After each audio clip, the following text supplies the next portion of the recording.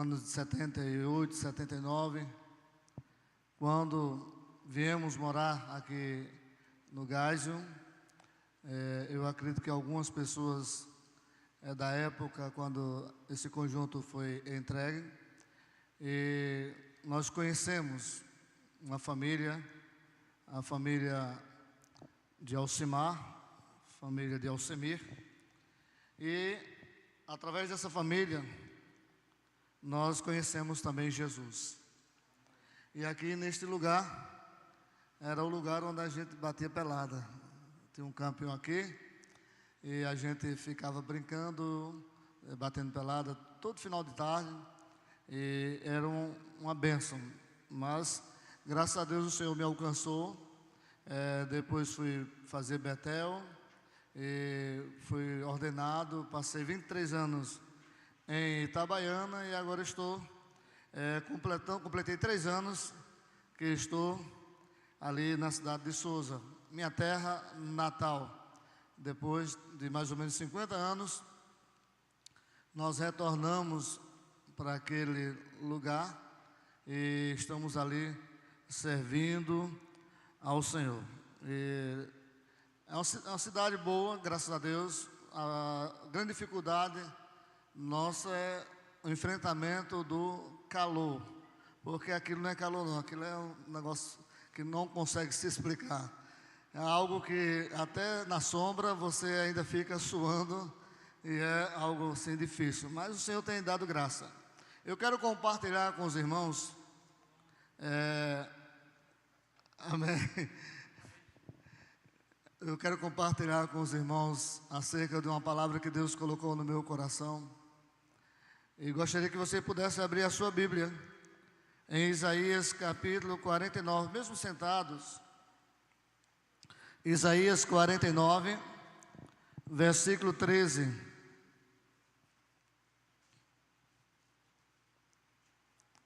Mas também lá é uma cidade que emana leite e mel, viu? Cidade da promessa.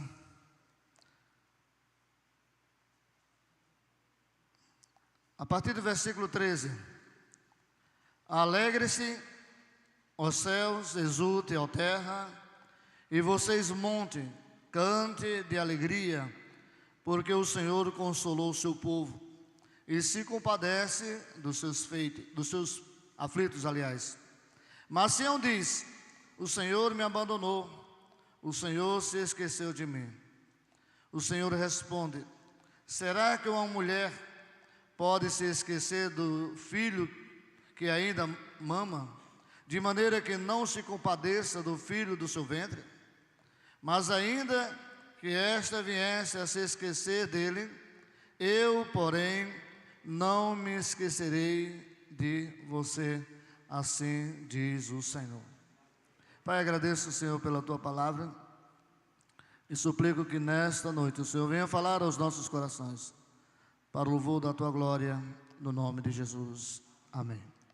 Quem diante de uma grande dificuldade que porventura já tenha passado, de um caos que tenha enfrentado, de um problema de enfermidade grave, quem diante da tribulação, uma tribulação que perdura por um longo período de tempo, quem de fato nunca questionou, quem nunca perguntou a si mesmo: será que Deus se esqueceu de mim?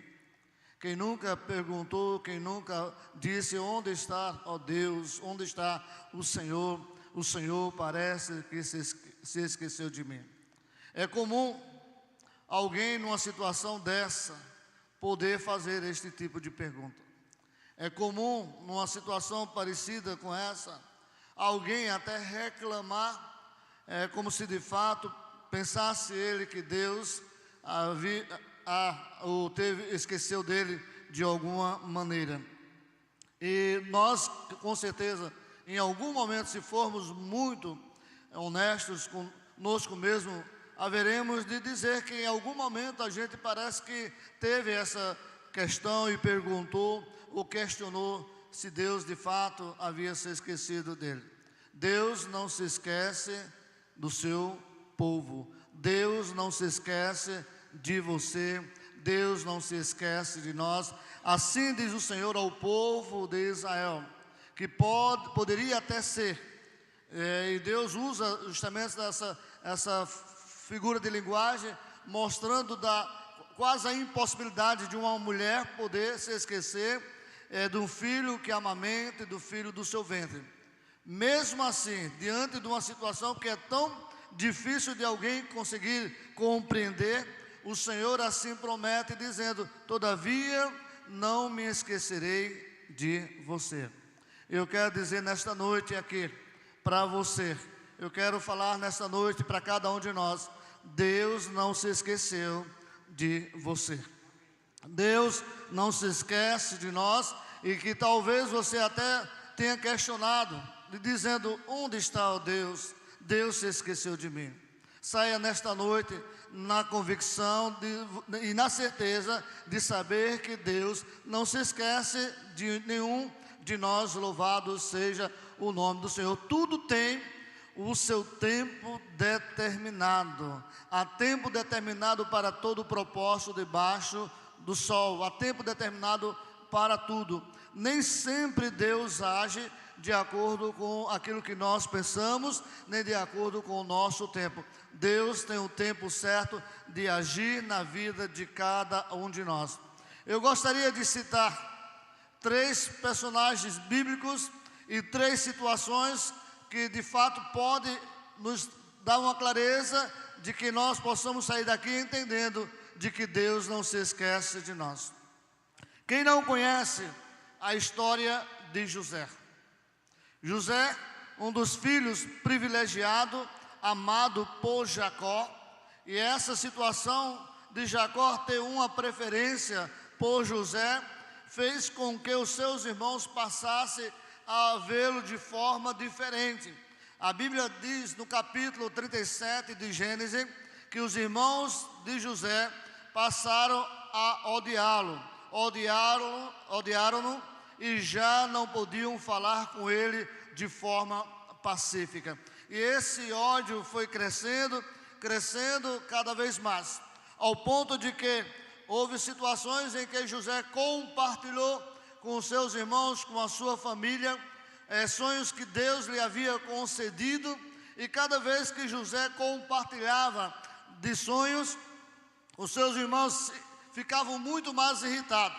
Os irmãos tinham também inveja de José. No versículo 11 do capítulo 37, o pai, no entanto, guardou aquilo no coração. Queridos, esse ódio fez com que os irmãos de José, numa situação em que José vai encontrar com seus irmãos que estavam ali apacentando o rebanho do seu pai, e quando José chega ali, os irmãos começaram a dizer: lá vem o sonhador, e tentaram e planejaram tirar a vida de José, planejaram matá-lo, planejaram também fazer com que a sua roupa a sua túnica fosse ensanguentada por sangue de animal, e ali eles estariam livres de José. Mas houve uma intervenção nessa história, o seu irmão que não permitiu que essa situação acontecesse, e José estava ali na cisterna, quando de repente vem alguns comerciantes lá do Egito, e José é vendido e é levado também para o Egito, e ali José vai parar justamente no mercado, sendo vendido como escravo. E José foi comprado e passou a servir na casa de Potifar. E na casa de Potifar, Deus abençoou a vida de José. Deus abençoou a casa de Potifar. Deus abençoou a propriedade de Potifar. E Potifar entendeu de que de fato algo diferente havia na vida de José, e entregou nas mãos de José que ele pudesse administrar tudo o que era seu. E José passou a administrar tudo o que era de Potifar, e Deus foi abençoando, até que um certo dia a mulher de Potifar olha para José e deseja se relacionar com ele. E José está numa situação agora difícil. só ele e aquela mulher. Mas José, naquele momento, ele foge daquela situação, dizendo José àquela mulher, primeiro, que ele temia a Deus, em segundo lugar, que ele respeitava a Potifar. O temor a Deus e o respeito a Potifar fez com que José não se relacionasse com aquela mulher. Insatisfeita, aquela mulher o entregou, criando um álibi de que não era verdadeiro, mas havia algo que provava que aquilo que ela estava falando, pelo menos tinha uma conotação de verdade, pois ela estava agora com a túnica, aquela roupa de José, com a capa de José, e com certeza Potifar não pensou outra vez e simplesmente mandou José para a prisão. E a Bíblia diz que lá esteve José na prisão. E José estava na prisão quando a Bíblia diz que 2 homens foram levados ali, um copeiro e também o padeiro. Passou um certo período e a Bíblia diz que tanto o copeiro como o padeiro, eles tiveram sonhos diferentes. Cada um teve o seu sonho, e José naquela prisão interpreta todos os sonhos, tanto do copeiro como do padeiro. E diz José ao copeiro que ele seria restituído à sua posição, e disse José também ao padeiro que ele seria morto. E assim como José interpretou, assim aconteceu. Mas a Bíblia diz que naquele momento José fala com o copeiro e diz para ele: lembre-se de mim. Essa foi justamente o que José queria, que aquele copeiro, ao ser restituído à sua posição, lembrasse de José. Passaram-se 2 anos e o copeiro se esqueceu de José. Isso me faz entender, amados irmãos, que numa situação de dificuldade, as pessoas até prometem lembrar-se de alguém, mas quando a situação muda, quando a situação melhora, em alguns casos as pessoas parecem que até nunca conheceu aquela pessoa. E assim aconteceu com José. 2 anos se passaram e José estava lá na prisão. Eu fico a imaginar José pensando no copeiro que havia sido restituído à sua função, porém José havia estado no esquecimento do copeiro. Mas Deus, Ele é poderoso, e Deus intervém na história de José. E uma certa noite, o rei, ele tem um sonho, e aquele sonho o incomoda muito, e no dia seguinte, ele convoca todos os sábios que serviam ali, para que pudesse trazer a interpretação daqueles sonhos. Eram 2 sonhos que, de fato, precisavam de uma interpretação, mas ninguém foi capaz de interpretar o sonho do rei. Porém, a Bíblia diz que aquele copeiro lembrou-se e disse para o rei: há um preso, quando eu estive lá na prisão, você permitiu que eu pudesse ir, e lá eu tive um sonho, e o padeiro também teve um sonho. Mas há um jovem que interpretou o sonho da forma como ele interpretou, assim aconteceu. E a Bíblia diz que o rei mandou chamar José.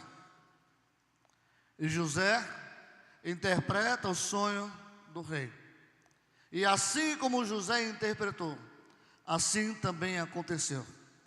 E diante daquela situação, José saiu da prisão para ocupar uma posição mais elevada lá no Egito, abaixo do rei, porque José se tornou governador do Egito. Deus não se esquece do seu povo. Deus não se esquece de você. Deus não se esqueceu de José. E os sonhos que José teve foram confirmados pelo Senhor, porque os seus irmãos tiveram que se inclinar perante ele como autoridade. Você talvez esteja dizendo, mas até quando? Até quando essa situação? Eu quero apenas dizer uma coisa para você, que Deus não se esquece de você. A outra situação que eu gostaria também de compartilhar, para que possa trazer clareza para nosso entendimento, é que a Bíblia fala de um jovem, que o mais novo da casa do seu pai, esse jovem é escolhido para ser rei de Israel. Esse jovem se chama Davi. Mas não é sobre Davi exatamente que eu vou falar. Davi mantém uma relação de amizade muito grande com um jovem filho do rei chamado Jonatas. E ambos ali prometem. E Davi faz uma promessa a Jonatas, que quando ele ocupasse a cadeira principal, sendo rei, de forma alguma, jamais Davi se esqueceria da família de Jonatas. Jamais esqueceria, mesmo sendo Jonatas de outra dinastia, mas Davi ainda iria se lembrar da família de Jonatas. Saul e Jonatas morrem. Davi ocupa agora o reinado de Israel. Davi ocupa o reinado. Davi agora é rei. E na situação em que Jonatas e Saul morrem, tiveram que fugir. E justamente o filho de Jonatas, o neto de Saul, ao ser transportado por uma criada, por uma empregada, aquele menino chamado Mefibosete, ele cai do braço daquela criada e ele quebra os 2 pés. Só que Mefibosete não tem recuperação dos 2 pés, ele fica aleijado. E Mefibosete vai ser criado agora numa cidade, num lugar, num povoado chamado Lodebar. Lodebar, para que você possa entender bem a definição, o que era Lodebar? Era um lugar completamente desprezível. Um lugar onde ninguém seria capaz de sonhar. Um lugar que não tinha qualquer perspectiva de melhora. E o pior de tudo ainda de estar em Lodebar, num lugar desprezível, ainda assim Mefibosete estava sendo criado e morando na casa por favor apenas. E ali, quando Mefibosete se encontra naquele lugar, já grande, a Bíblia diz que um certo dia Davi lembrou-se daquilo que havia prometido a Jonatas. E Davi pergunta se alguém tem alguma informação, se algum parente de Jonatas, e simplesmente alguém diz: Ziba conhece, Ziba sabe. E ele manda chamar Ziba. E Ziba se apresenta perante o rei. E o rei pergunta: há alguém da família de Jonatas para que eu possa abençoar? E Ziba não responde a pergunta que Davi faz da forma como Davi gostaria de ouvir. A pergunta era simples, era dizer para Davi: sim, há um rapaz chamado Mefibosete, que é filho de Jonatas e é neto de Saul. Mas não é assim que Ziba responde para Davi. Ziba diz para Davi que Mefibosete é aleijado dos 2 pés. Em outras palavras, Ziba estava dizendo: ele não vai ter serventia para ti, ele não serve para ti, aleijado dos 2 pés. Porém, Davi apenas diz para Ziba: mande chamá-lo. E Deus se lembra de Mefibosete, quando Deus coloca no coração de Davi a lembrança que ele fez a Jonatas, dizendo que ele abençoaria, e manda chamar Ziba, manda chamar Mefibosete. E Mefibosete, ao chegar perante o rei, veja a situação em que Mefibosete se encontrava. Mefibosete estava completamente desacreditado de si mesmo. Mefibosete estava com a situação da baixa autoestima. Ele estava numa situação deplorável. Simplesmente Mefibosete, ao olhar para Davi, ele faz o seguinte questionamento: quem sou eu, um cão morto, para que o rei se lembre de mim? Só que Davi disse: tudo que era teu, do teu pai, do teu avô, eu vou restituir. A partir de hoje, você vai sentar comigo à mesa. A partir de hoje, você vai comer aqui no palácio. E a Bíblia diz que Davi olha para Ziba e diz: a partir de hoje, tudo que é de Mefibosete, quem vai administrar é você. Deus se lembra de Mefibosete, que estava lá em Lodebar. Talvez você diga, ou talvez você pense: mas Senhor, o Senhor se esqueceu de mim. Deus não se esquece. Ainda que uma mãe esqueça do filho que amamente, ainda que uma mãe se esqueça do filho do seu ventre, todavia, assim diz o Senhor: não me esquecerei de ti. Deus não se esquece de você. Eu não sei qual a situação que você esteja passando. Eu não sei se a situação que você esteja passando seja pior do que a situação em que Mefibosete se encontrava naquele momento. Mas eu quero te dizer uma coisa: assim como Deus fez com que Davi lembrasse da promessa de Jonatas, Deus também, Ele lembra de você, e Ele não se esquece de você em momento algum. É assim que Deus faz. Mas há outro personagem bíblico também que eu gostaria de compartilhar. Os irmãos sabem da história de Ruth. Ruth era sobrinha de Mardoqueu e criada por ele.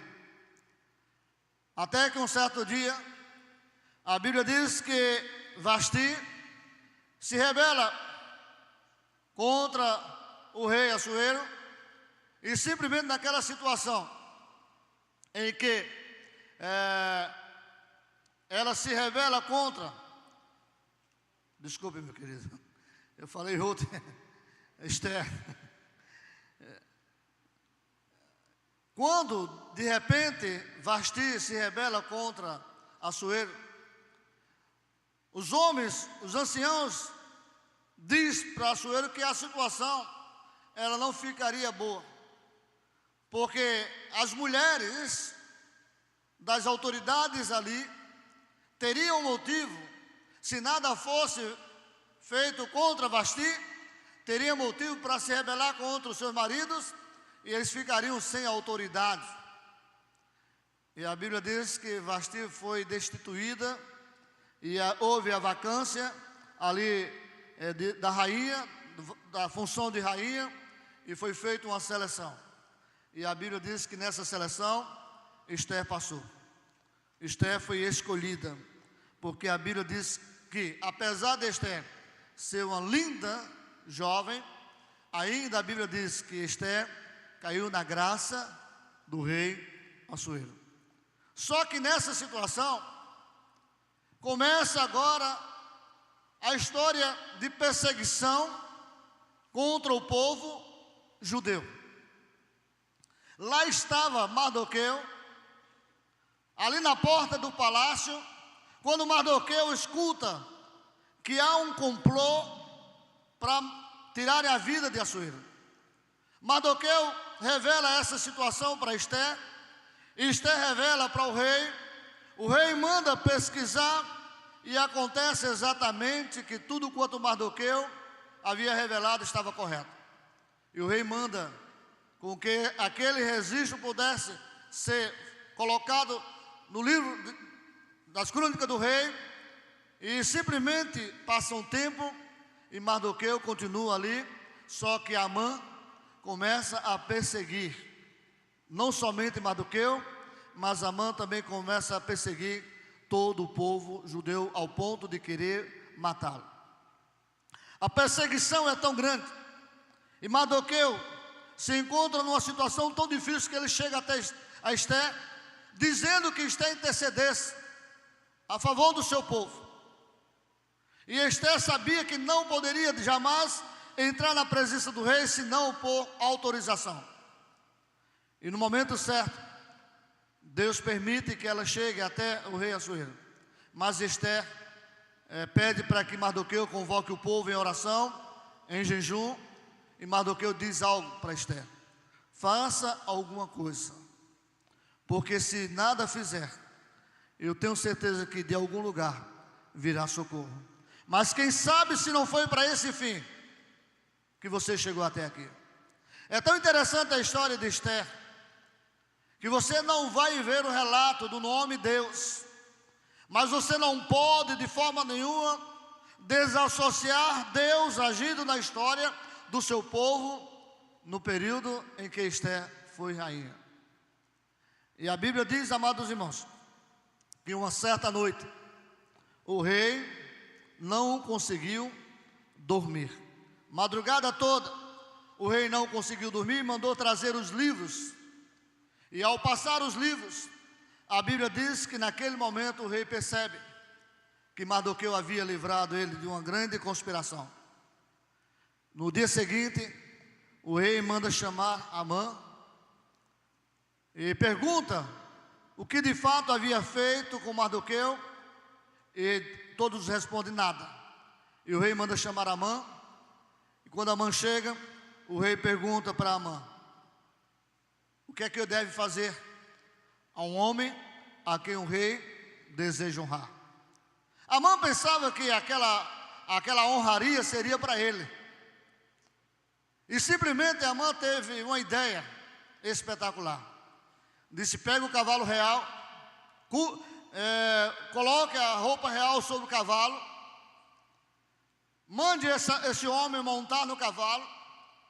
Agora não se esqueça de que precisa de alguém que puxe o cavalo, e alguém que possa não somente puxar o cavalo, mas dizer: esse é o homem a quem o rei deseja honrar.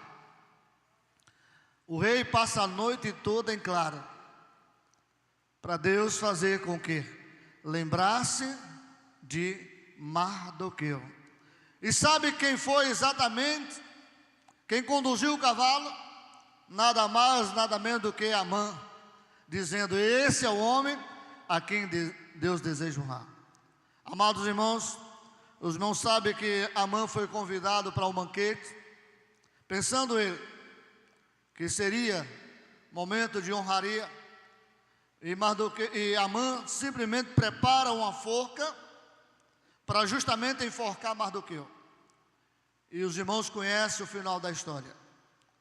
Amã não somente é revelado a maldade do seu coração, mas como também ele é sentenciado à morte. E sabe quem inaugura a forca que ele mesmo fez? Foi Amã. Amã foi quem inaugurou a forca. Eu quero te dizer uma coisa: Deus tirou o sono do rei para que lembrasse de Mardoqueu. Deus não se esquece de nenhum de nós. Você se lembra de José, você se lembra de Mefibosete, você se lembra de Mardoqueu, e há tantos outros personagens que eu poderia citar aqui. Mas eu quero apenas dizer uma coisa: pode até acontecer que uma mãe se esqueça do filho que amamenta. Pode ser que uma mãe esqueça do filho do seu ventre. A Bíblia diz: porém, o Senhor não se esquece de você. Que Deus abençoe. Amém. Obrigado, Deus abençoe.